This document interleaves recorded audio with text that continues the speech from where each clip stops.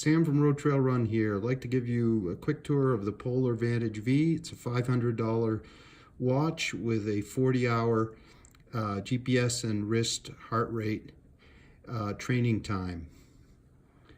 Combines buttons and swipes. Here's my activity for the day. Went for a 4.25 mile run up in Round Valley here in Park City. Go back.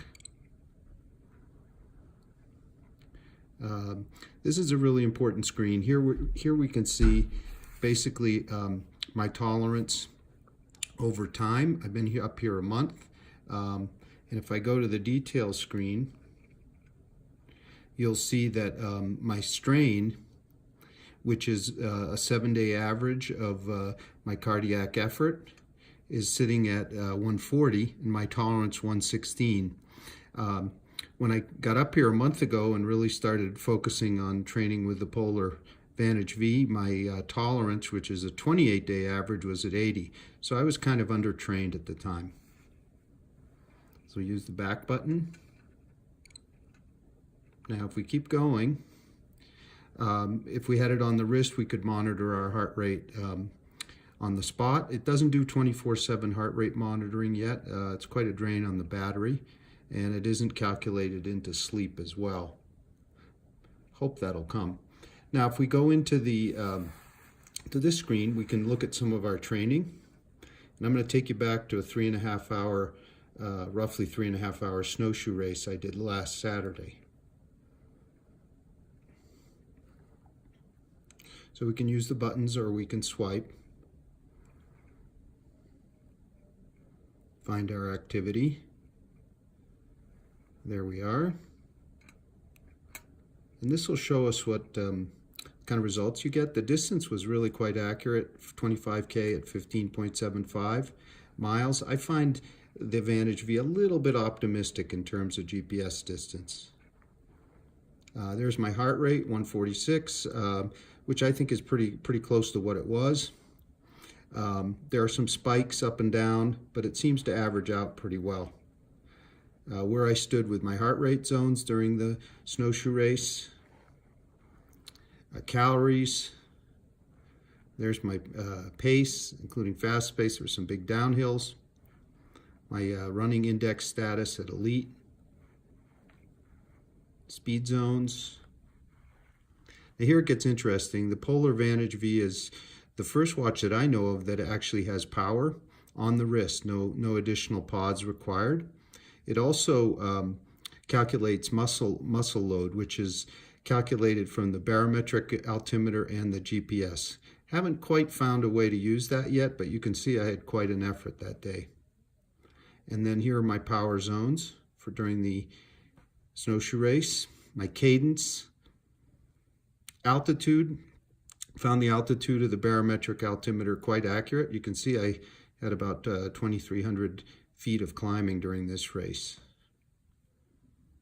And then we have our lap data. So we can go back again.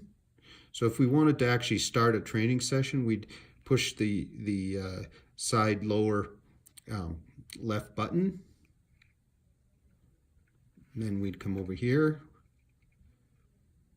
And what you do is you just wait until the heartbeat is green and the GPS locates, and then you start. You pause by pressing the side button, and then you finish by holding it for 3 seconds. And we're not going to save this short training session. So the Vantage V is a brand new platform from Polar, both hardware and firmware. So there's going to be an update fairly soon. One thing I note is the screen's fairly dim. There's no way to reverse it to dark digits on a white background yet. Hope that comes. And also phone notifications are not yet enabled, but expect that to happen soon too. So basically, if you go with Polar, you're going with really the premier cardiac training platform. The online tools are incredible to monitor your training. It's actually the system that's used, this watch and predecessors, by many Olympic national teams worldwide. So it's really quite a fantastic watch. And this new platform, this very handsome watch, is very comfortable.